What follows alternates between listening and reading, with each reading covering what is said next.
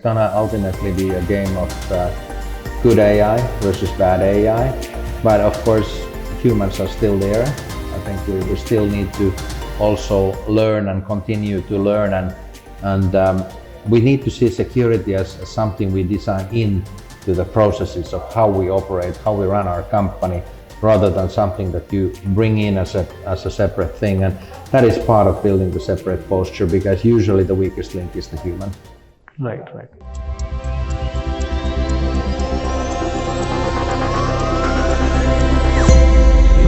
So I think you in the morning you began the conversation about WithSecure means trust, right?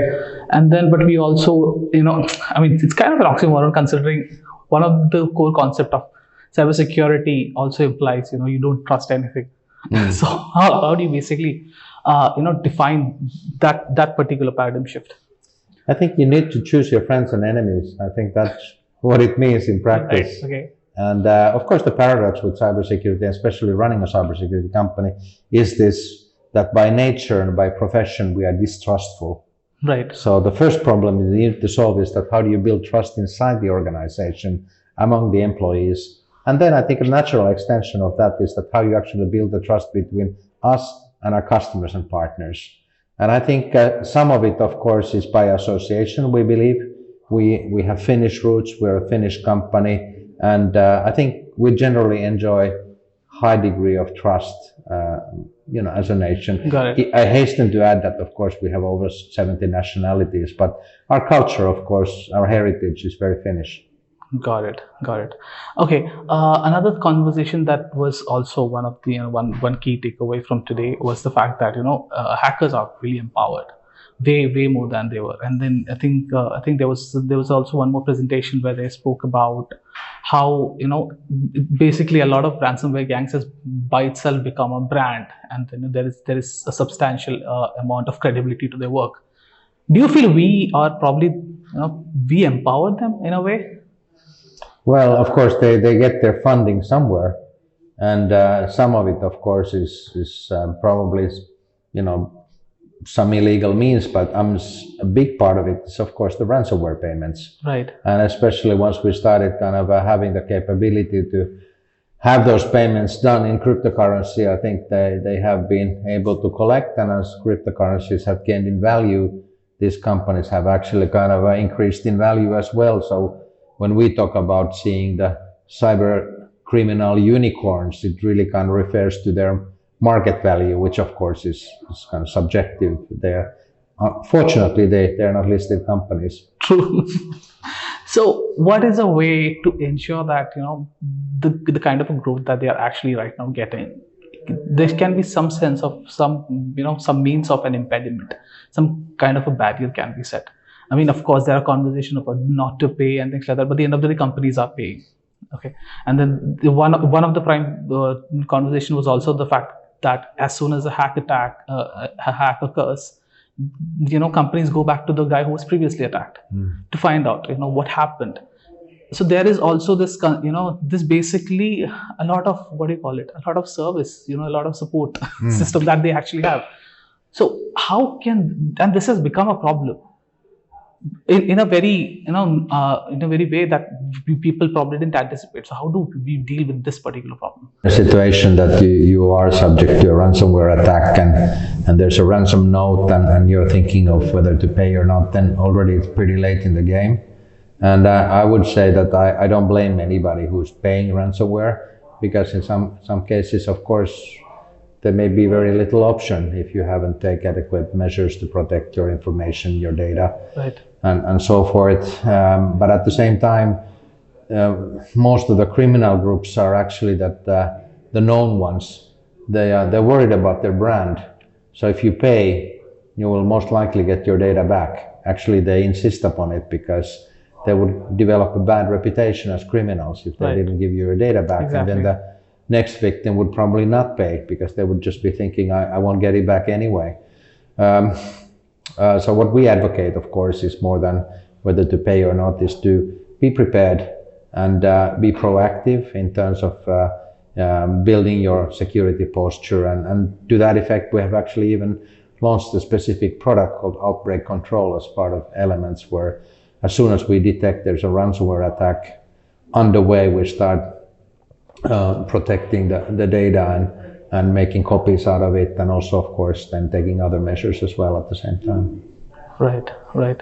But then also another problem is that there is no way of a foolproof measure. I mean, there are always going to be certain loopholes. So so is there a future? Is there a desirable future where there is probably this particular a scenario where ransom attack is a thing of past? So I think there are a couple of things that are helping. Of course, is that one of them being that there are more of us than there are of them. Okay. And if we work together, I think we can counter the threat. We talk about co-security, we talk about solving these problems together. I think that is helpful. And the other thing, which we believe is a kind of a practical way of defining where you invest your time and money, is this outcome-based security, when we basically say that you need to align your security goals with the business goals of your company. Right. So you will identify the key parts and processes of your company that are truly critical and or truly critical for a given business purpose. And then you look at what you need to do to ensure that there's no disruption or data loss. Got it. Outcome-based cybersecurity is something that you actually have been speaking about. Personally, I kind of feel that it might be really effective for big enterprises, but for a small company, for startups, this is basically a very far-fetched dream. And then attacks are also limited to a lot of smaller companies. In fact, of late, it's at least 40% of the companies that were listed in today's Logbit were all small companies. So how do they prepare? How can they have a measure like this? Yeah, so I think one of the things, of course, is that, and this is maybe another term to use, is co-security. So we talk about actually working together with them, not only providing them with the necessary tools, which are essentially automated ways of countering and protecting against cyber threat. But in addition, we can of course provide them with help in terms of our services. So if you, for example, are a user of our Elements endpoint detection and response, we can provide you from our services organization people who can help you run it. I mean, it can be a managed service, or it can be a monitoring service that we would do during the off hours, because we have 24/7 capability. Right. So that's kind of what we think. So we think that there are two things.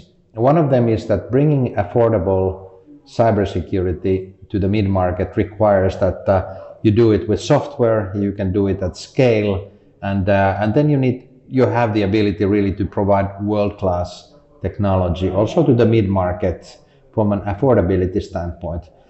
But then very quickly you come to realize that these companies don't necessarily have the competence or capability within their IT teams. Right. So we will go and say that in addition, would you like us to help you run it? And that seems to be quite an appealing proposition at the moment. Okay. So this is also one place where I would actually want to discuss about the demerger of WithSecure and FSecure. Yeah. So FSecure is completely into consumers. You are into B2B right now. So the mid-market is not a place that basically the company currently has focus on. So as WithSecure, the biggest share of our customers are in mid-market. Oh, okay. A small, medium to mid-market. So we have about 135,000 end customers. 125,000 of them are in this mid to small category. So we're very much a player there. But then in addition, of course, we work also in the larger enterprise space, but there our offering and our strategy is a little bit different. There we have a highly differentiated set of products and services rather than going across the board. But in the mid-market, we go across the board, both with software and services. Okay. And lastly, I think one of the a lot of conversations, of course, is around AI. And then today also we saw an entire presentation where there's an extensive research done by Andrew himself. So basically, there is an evolution in terms of phishing attacks. Okay, all this while most of those awareness programs, awareness campaigns that were run to employees in every company relied around identifying the mistakes, grammatical errors in these emails. Yes. But then that is basically a thing of the past. From here on, of course, now of course, now one of the answers was, of course, that you do identify, you consider every single thing as illegitimate or phishing emails. But then from here, what lays ahead? How is phishing going to evolve now with AI now, right now, writing emails? Yeah, I think still we're not yet there, but we're going towards that direction where it will be increasingly difficult for to detect which one is kind of a malicious email. Today, I think it's still to a degree possible if you're being really careful and you follow practices, etc. But I think going forward, it will have to probably be AI also that is being used to detect what is actually malicious and what is not, not real in a sense. So it will become a game of AI versus AI. But isn't good that, AI versus bad AI, if you like. Got it. But isn't that already there right now? I mean, anomalies detection and everything has already been. Of course, we use it already as part of defense, and we haven't actually seen AI being used so much in the offense. Right. So that is true. But I think, to your example about phishing, I think still that would be an area where we're relying on humans to actually do detection. Of course, you have filtering and other things that are also, of course, happening before the email reaches your inbox, and that's part of it. Okay. Very, very technical, because I think a lot of employees themselves use ChatGPT to write an email. Okay. Yeah. And then now that one of the solutions that you also suggest is probably an AI tool to identify if the context is written by an AI. So there's also a good number of chance that the employee who wrote the email in the first place used AI to write that particular email. So how do you think, this kind of, will there be a circle of problems that we'll be addressing? So, like I said, I think we need to evolve also our defenses, and as a company, of course, we're in a really good position to do that. We started investing in AI 18 years ago, and we have inbuilt capabilities related to machine learning and the use of AIs in our products. So, in that sense, I think our starting point is good, but at the same time, of course, we, and like everybody else, we're also following closely what is happening in ChatGPT. We see it both as an opportunity for us to improve the way we operate, to improve our products, but at the same time, clearly, we also need to consider the fact that it will be used by attackers. And we have actually seen those first samples of mutated malware samples that have been written, the code has been written by ChatGPT. Right. All right, that's it. That's my time. Thank you so much for taking your time out. Thank you.